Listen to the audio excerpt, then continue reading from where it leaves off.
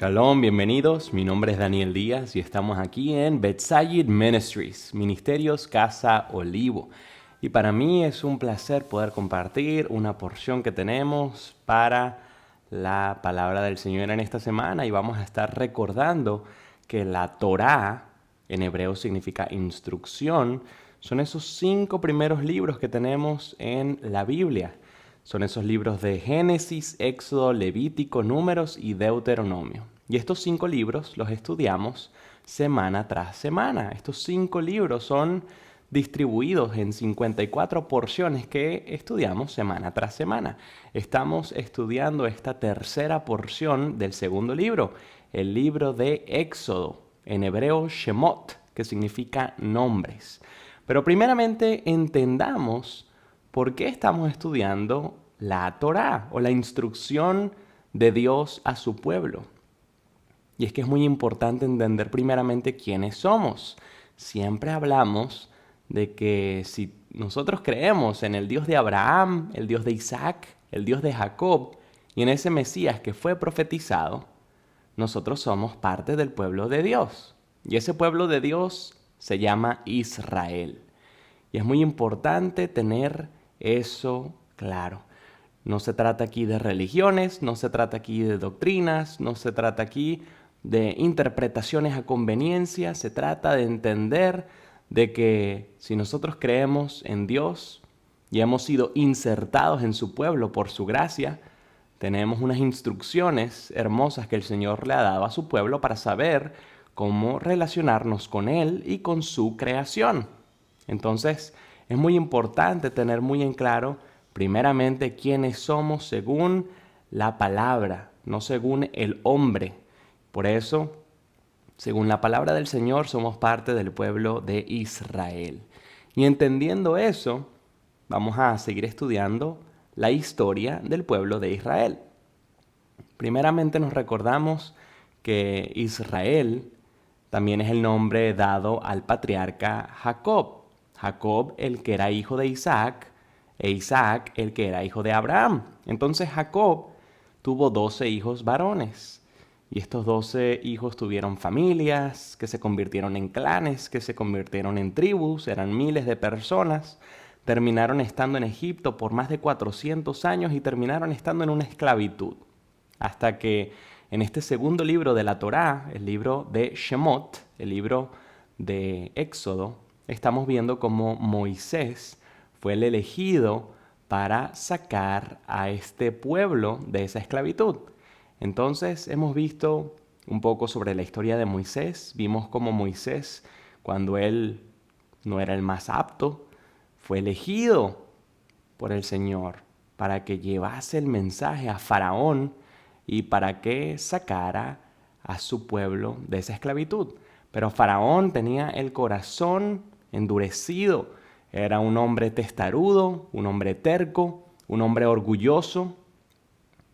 Y luego de Moisés y Aarón, su hermano, de demostrarles no solamente a Faraón y a toda su casa, sino también a todo Egipto y a todo ese pueblo de Israel que estaba morando en Egipto, de los milagros que hacía Dios por medio de ellos, después de esta plaga tan dura, una tras de otra, que llegaron a Egipto por culpa del faraón y de su corazón endurecido. Luego de 7 plagas, el faraón seguía sin dejarlos libres. Entonces, ahí es donde comenzamos la porción de esta semana, luego de esa 7ª plaga. Y fue una plaga muy particular. Estamos hablando de que esa 7ª plaga era granizo que había caído del cielo, pero también tenía fuego. 2 elementos antagónicos, 2 elementos que uno no los imagina estando en un mismo medio, porque o el fuego se apaga con el frío del granizo o el granizo se derrite con el fuego. Pero aquí, de esta manera, el Señor una vez más estaba mostrando que era por su mano que estaban cayendo estas plagas a diestra y siniestra, para que la gente no entendiese que esto era obra de la naturaleza o que era obra de cualquiera de sus otros dioses, porque recordamos que en Egipto tenían muchísimos dioses. Entonces, este granizo con fuego destruyó la mayoría de toda la agricultura que tenían en Egipto, todos los cultivos, lo que sería comida en su momento. Y entonces ahora sí, comenzamos esta porción, esta parashá, decimos en hebreo, porción. Esta porción se llama Bo, que significa ven. Y es muy curioso, como lo comentamos la semana pasada, aquí el Señor le está diciendo a Moisés, ven a Faraón. No le está diciendo ve, sino ven, porque el Señor está queriendo decirle a Moisés algo así como, ven, que yo estoy aquí contigo, estoy aquí esperándote, estoy aquí donde tú vas a ir para que te sientas acompañado. Y qué lindo como esta expresión es utilizada múltiples veces. El Señor siempre estaba ahí con Moisés. Y vemos cómo Moisés va nuevamente a Faraón y le dice, Faraón, vengo con la misma pregunta. ¿Vas a dejar ir a mi pueblo, sí o no? Faraón dice, no. O bueno, no, mejor no. Y los súbditos de Faraón, toda la gente le dice, ya va, pero tú estás loco, no estás viendo lo que está ocurriendo aquí en Egipto. Por favor, recapacita. Y entonces Faraón le dice, ok, cuéntame otra vez, ¿qué es lo que piensas hacer? Y él dice, bueno, vamos a ir nosotros con nuestras esposas, nuestros hijos, a ofrecerle sacrificios y ofrendas al Señor. Vamos a hacerlo en el desierto y nos vamos a alejar porque vamos a estar ofreciendo parte de las ofrendas que no se van a ver bien si lo hacemos aquí en Egipto. Recordamos que en Egipto las cabras eran una deidad, eran un dios. Y eso era parte de lo que nuestro pueblo iba a estar ofrendando. Entonces, no podían hacer esas ofrendas de quitarle la vida a las cabritas en medio de las personas que pensaban que las cabritas eran dioses, porque se iban a molestar, se iban a sentir ofendidos.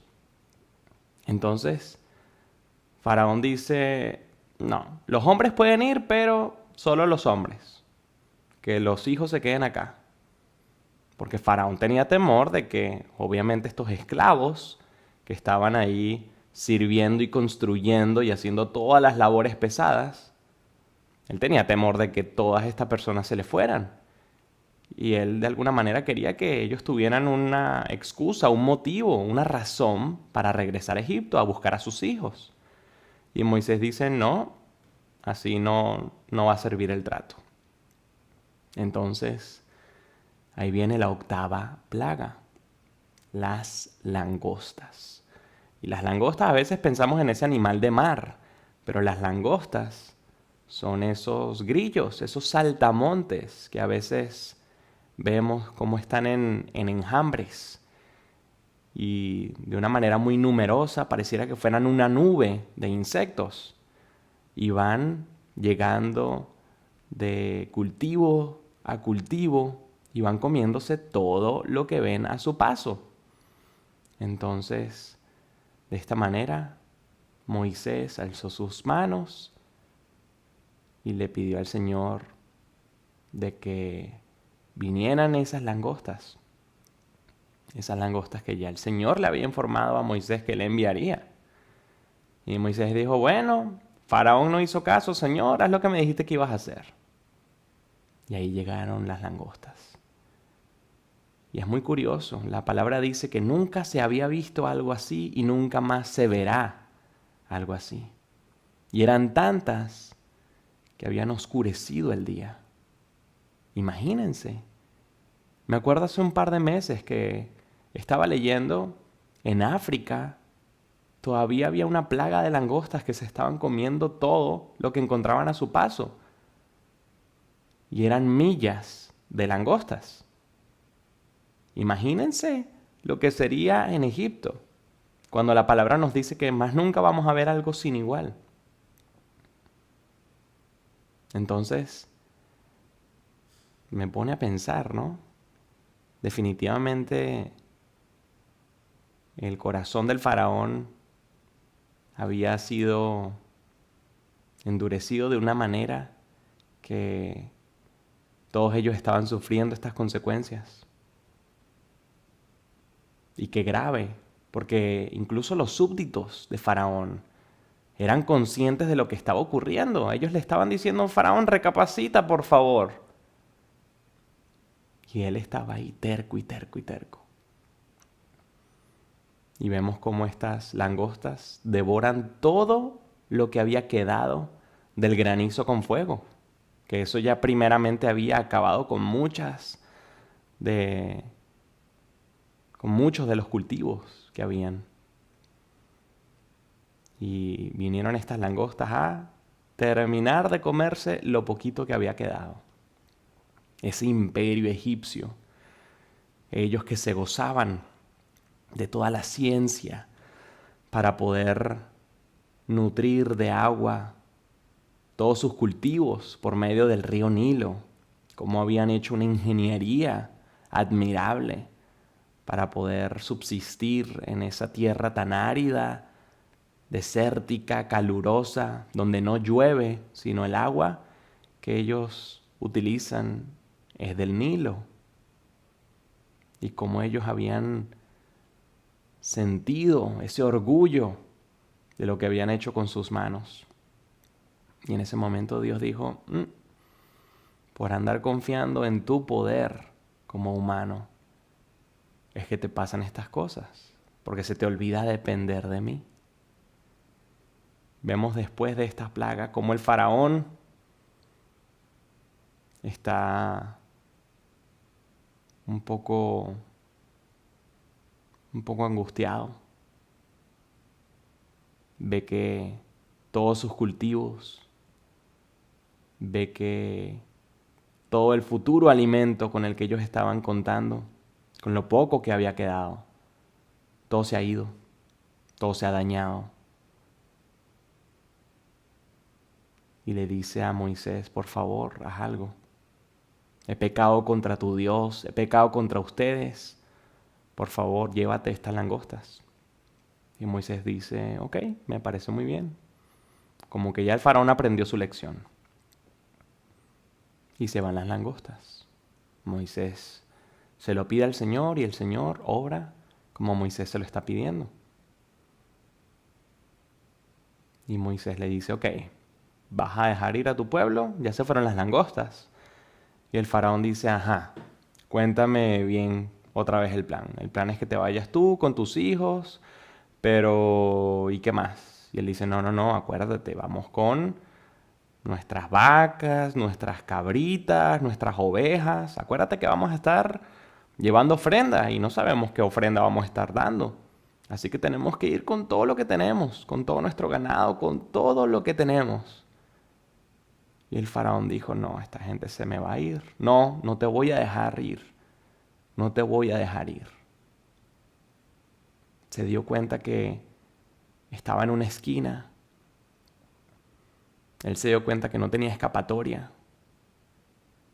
Él se dio cuenta que definitivamente si este pueblo se llevaba todo, absolutamente todo, incluso los animales, no iban a tener razón para volver. ¿Por qué volverían a esa esclavitud? Él lo sabía. Y él dice, no. Y es más, ni vuelvas para acá. Porque no vas a volver a vivir si me ves la cara. De alguna manera amenazando a Moisés. Si vienes para acá, ya no te vemos más. Y Moisés dijo, me parece muy bien, no me vas a volver a ver la cara. Y Moisés se fue y habló con el Señor y le dijo, Señor, mira lo que está pasando, no nos dejó salir. Y el Señor dijo, tranquilo, que mientras más testarudo se pone, más maravillas puedo demostrar. para que tú se las puedas comentar a tus hijos y a tus nietos y queden todas estas maravillas aquí en la mente no solamente de todos los egipcios, sino también en las de todo mi pueblo. Y vino una oscuridad densa, mucho más densa que la noche. Y dice la palabra que nadie se podía mover del lugar donde estaban. No podían caminar, no podían hacer absolutamente nada. Era una oscuridad total. Imagínense que tú no sepas si estás sentado, si estás de pie, si es de día, si es de noche. Imagínense la confusión. No sé si estoy dentro de la casa, si estoy fuera de la casa. Imagínense, donde no pueden ver el sol, la luna, las estrellas. Todo está absolutamente oscuro.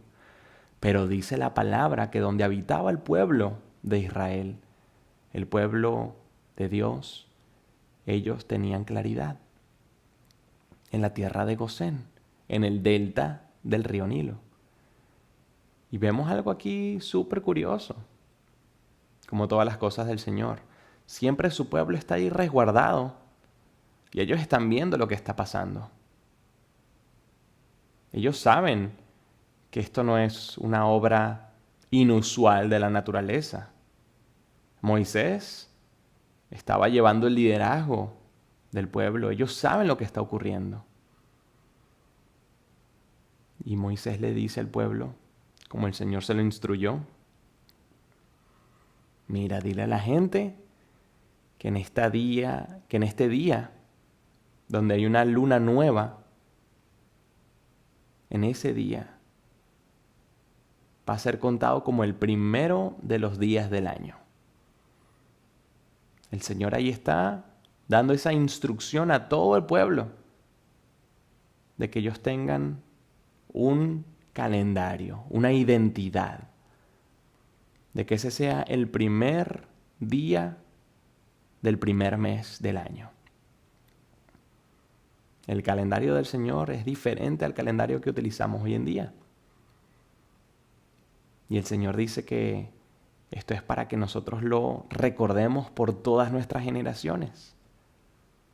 Ese día, el primer día del calendario, es cuando nosotros deberíamos estar festejando una nueva temporada.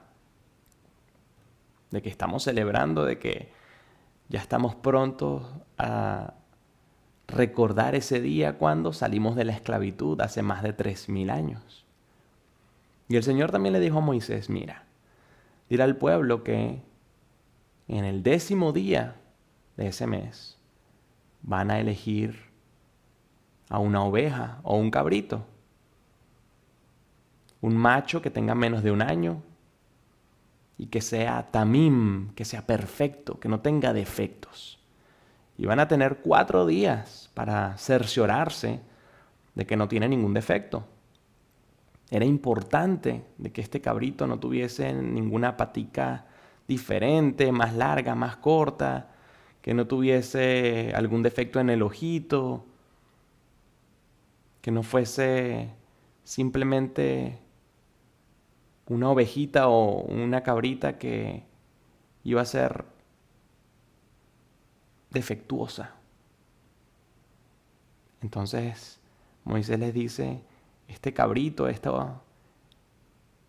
ovejito que ustedes vayan a elegir, tiene que estar con ustedes por esos 4 días. Y en el día 14, ustedes van a asar ese animalito. No quiero que lo hagan en sopa, no quiero que lo vayan a picar en trozos, no. Yo quiero que ustedes lo cocinen entero, que lo pongan a la brasa.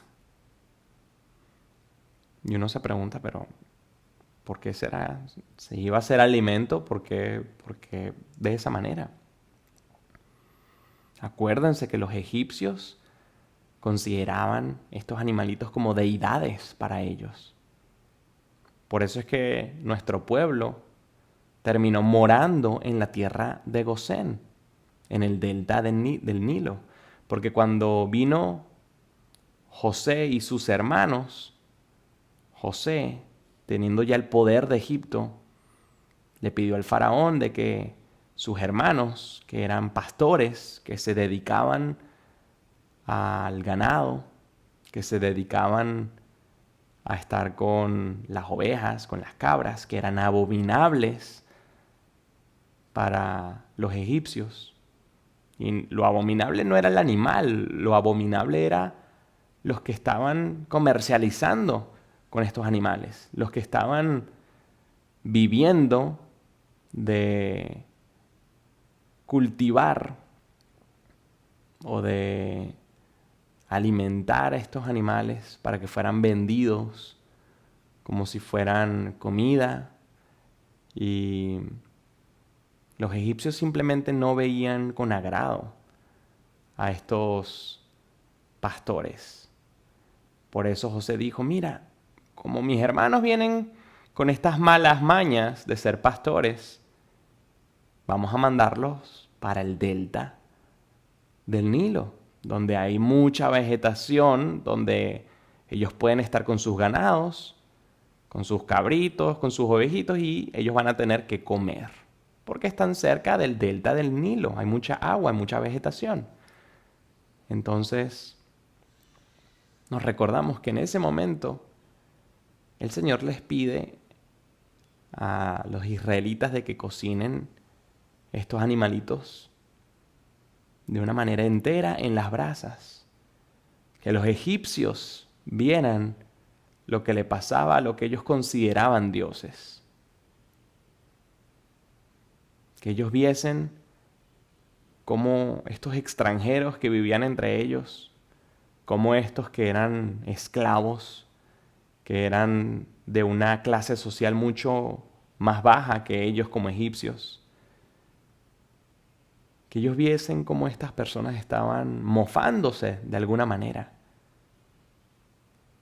cocinando lo que estos egipcios consideraban dioses. Y el Señor le dice a Moisés, mira, yo quiero que ellos coman de este cabrito apurados en ese día número 14 de este primer mes. Que ellos lo coman con hierbas amargas, con pan sin leudar. Ellos tienen que comérselo con su cinturón bien puesto, con sus sandalias puestas, con su bastón en la mano, o sea, listos para salir. Porque yo voy a ir y voy a liberarlos con esta última plaga. El Señor da la instrucción de cómo debemos celebrar la Pascua. En hebreo lo conocemos como Pesaj, que significa salto, cuando algo pasa por encima. Eso es lo que hoy conocemos como Pascua. Y a veces cuando pensamos en Pascua, nos recordamos a la Pascua judía que se celebró cerca de 2000 años después, cuando ahí estaba otro cordero tamim perfecto, muriendo. Y vemos como el Señor le dice a Moisés, dile al pueblo que la sangre de ese cordero que se va a cocinar, esa sangre tiene que ser colocada en los marcos y en los dinteles de las puertas.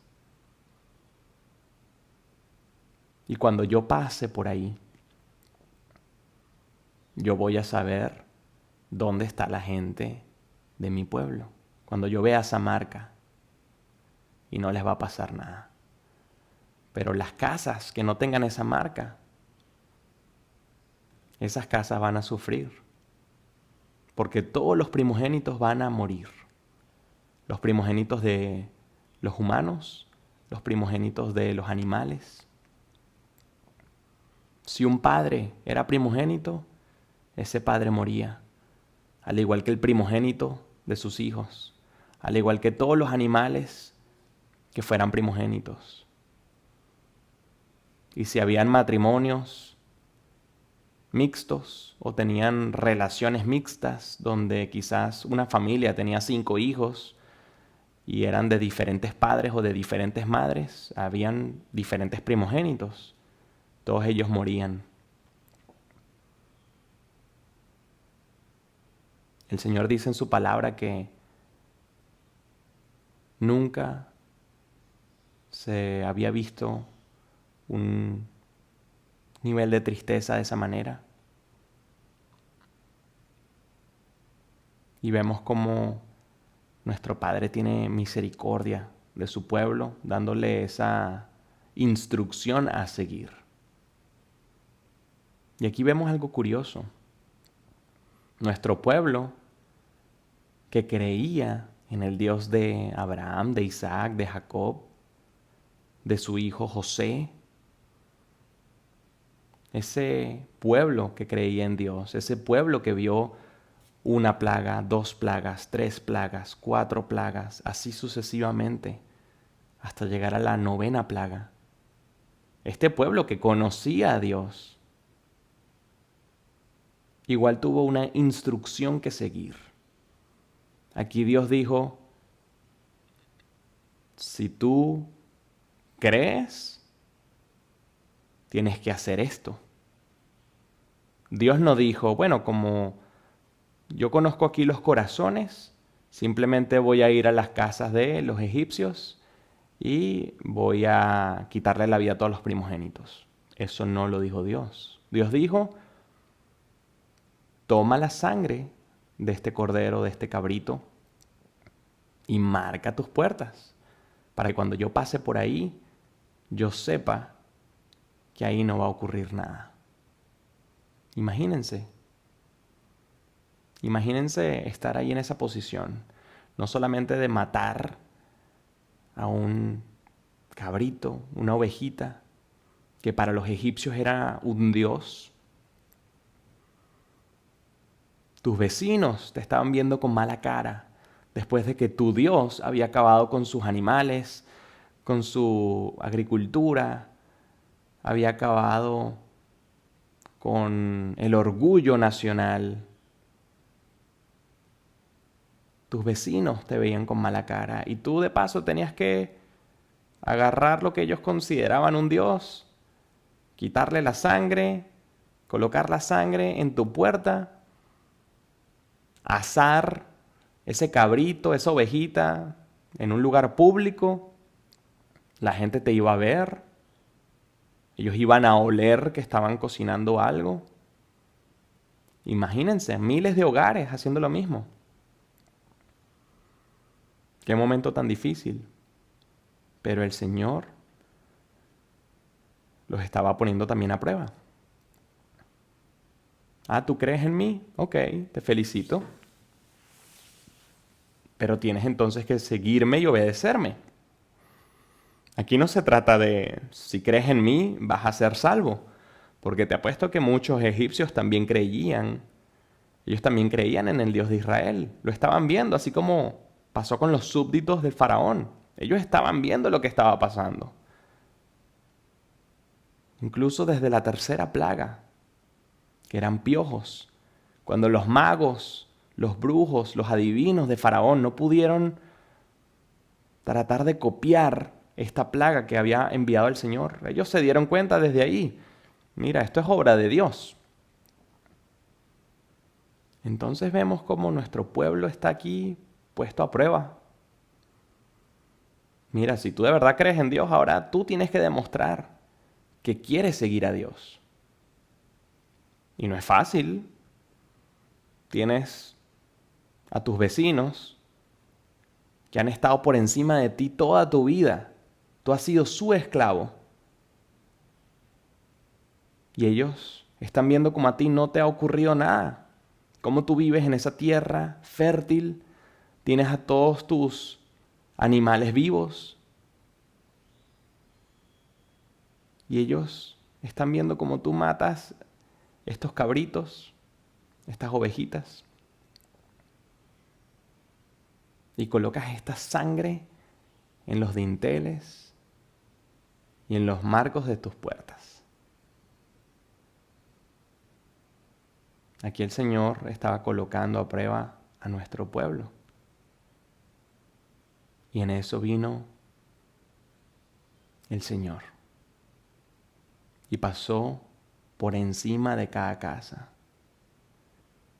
Y no le ocurrió nada a todos esos hogares que tenían la marca de la sangre del Cordero. Pero donde no estaba la marca, ahí el Señor le quitó la vida a todos los primogénitos. Y por eso nos recordamos tanto de lo que pasó cerca de 2000 años después de eso. Nos recordamos lo que pasó con nuestro Mesías, ese Cordero, Tamim, ese Cordero completo, perfecto, sin defecto.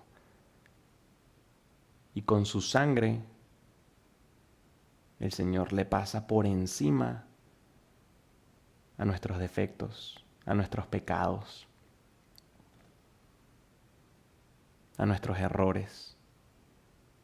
Pero nosotros tenemos que tener la disposición de seguir lo que Él nos dice. Porque la instrucción también era, tienes que estar listo. Y tienes que estar listo para cuando yo te diga que tienes que irte, que tienes que seguir, que tienes que continuar. No es simplemente quédate ahí dormido y relájate, que yo te voy a teletransportar a otro lugar, no. Y sigue siendo así hoy en día. El Señor nos salva por medio de la sangre del Cordero. Pero ¿qué estamos haciendo al respecto para de verdad demostrar que queremos seguir las instrucciones que nos da el Señor?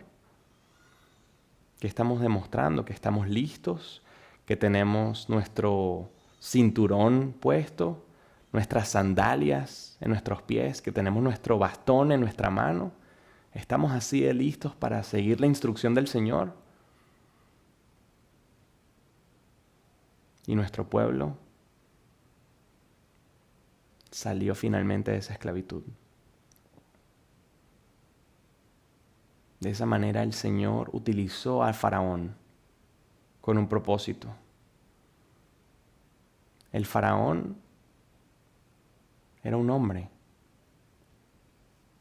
y el Señor pudo fácilmente haber saltado todas estas plagas, ir a la última, pero no lo hizo. Él utilizó a Faraón con ese corazón testarudo, terco. Él lo utilizó para poder demostrar sus maravillas, sus milagros a los egipcios, a los israelitas, a todas las naciones que ahora iban a saber de esta historia. El Señor utilizó al Faraón con un propósito mayor que lo que Moisés estaba pensando, que lo que el Faraón estaba pensando, que lo que los súbditos del Faraón estaban pensando. El Faraón estaba aquí siendo utilizado por el Señor con un propósito mayor. Y a veces así nos pasa en nuestra vida. A veces tenemos a esa persona que le queremos compartir la palabra,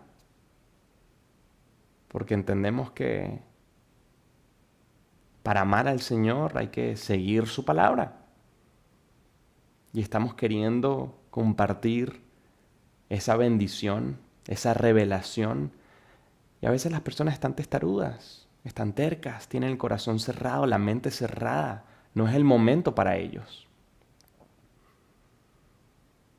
Pero a veces el Señor nos dice, tranquilo, que no es a tu tiempo, es a mi tiempo.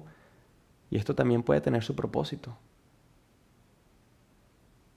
Y nosotros simplemente no lo sabemos. ¿Cuántas personas han compartido su testimonio donde ellos comentan que habían escuchado una vez, 2 veces, 5 veces, 10 veces, 20 veces el mismo mensaje. Y no fue sino hasta un momento en particular, un mensaje en particular, una persona que compartió ese mensaje de una manera particular, cuando de verdad hubo disposición para escuchar ese mensaje.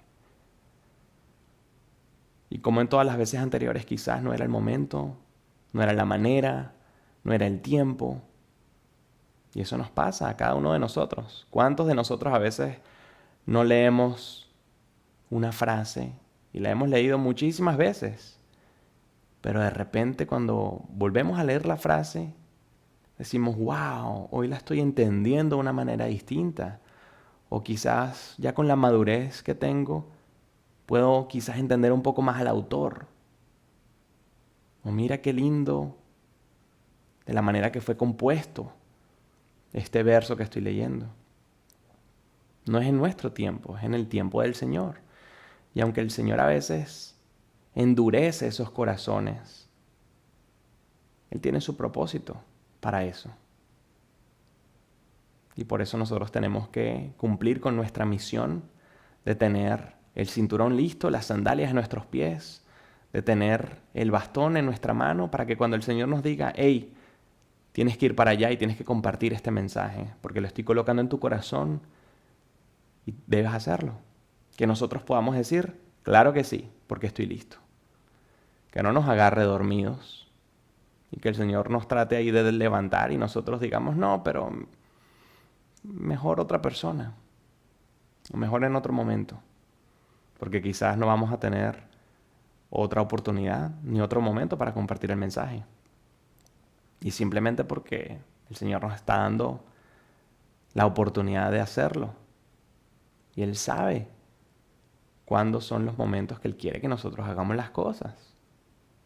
Entonces, que podamos tener esa disposición de ser utilizados y de que no nos sintamos mal cuando hay alguna persona que tiene el corazón endurecido, cuando tiene el entendimiento endurecido, porque nos ha pasado a todos, porque no es en el tiempo que nosotros queremos, pero que sepamos que muchas veces cuando tengamos esa disposición, a veces el Señor va a ser ese intercesor y va a ablandar ese corazón, va a ablandar esa mente para que ese conocimiento, para que ese mensaje pueda calar en su espíritu, en su alma, para que la persona tenga esa revelación. No es en nuestro tiempo, es en el de Él. Y mientras tanto, Él igualito está mostrando las maravillas, no solamente a nosotros, sino a la otra persona. Cuando nosotros pensamos que el Señor no está obrando, Él está obrando. Aun cuando las personas están con ese corazón endurecido, Él está obrando. Muchas veces las personas están en silencio, pero están viendo lo que está pasando, así como los súbditos del faraón. Mira, faraón, yo creo que estos esclavos tienen razón. Aquí hay el dedo de Dios, aquí hay la mano de Dios. Y hay veces que la gente es muy orgullosa para reconocerlo. Y está bien, el Señor está obrando. Y hay un momento donde esos corazones se ablandan, pero no es en nuestro tiempo. Lo que sí tenemos que tener muy en claro es que tenemos que tener la disposición para seguir las instrucciones, para colocar esa sangre en los marcos de nuestras puertas, en los dinteles de nuestras puertas, que nosotros podamos decirle a todo el mundo, hey, mi hogar es un lugar santo, es un lugar donde seguimos al Señor, donde no me importa que te parezca gracioso que estoy colocando sangre en el marco de mi puerta y en los dinteles, porque hasta hace 3500 años eso debió haberse visto de una manera muy peculiar, graciosa. Quizás incluso le faltó el respeto a esas personas que vivían en Egipto, como hemos dicho. Pero está bien ponernos incómodos. Está bien seguir las instrucciones del Señor, aunque nos ponga incómodos. Porque tenemos una relación con Dios y queremos honrarlo a Él. También queremos honrar a nuestro prójimo. Pero tenemos que honrar a nuestro Creador primeramente. Y si nuestro prójimo no entiende o no respeta, o no comparte la manera que nosotros estamos queriendo honrar a Dios, está bien. Aquí no estamos haciendo algo que no esté dentro de la Escritura. Todo esto está dentro de la Escritura. Y si alguien no está de acuerdo con eso, yo no soy el autor. Si tú tienes un problema es con el autor, no con nosotros. Y por eso es que tenemos que tener esa disposición de seguirlo, incluso cuando el mundo nos vea raro. Porque el Señor, en medio de las plagas, en medio de la oscuridad, nos va a tener a nosotros ahí alumbrando, nos va a tener de una manera especial cuidándonos, velando que no nos falte nada, porque Él nos dice, su palabra nos lo dice. Yo te doy aquí para elegir. Tienes la bendición si me obedeces y no vas a tener la bendición de la misma manera si decides no obedecerme. Entonces yo prefiero que me vean raro, pero obedecer al Señor. Entonces, de esta manera concluyen estas 10 plagas y llegamos a esa libertad. Salimos de esa esclavitud, siguiendo al Señor. Que tú puedas seguir al Señor, que aunque las plagas estén azotando la humanidad, que aunque tú sientas que estás en medio de plagas en tu entorno, tengas la certeza de que siguiendo al Señor tenemos un camino de bendición. Shalom.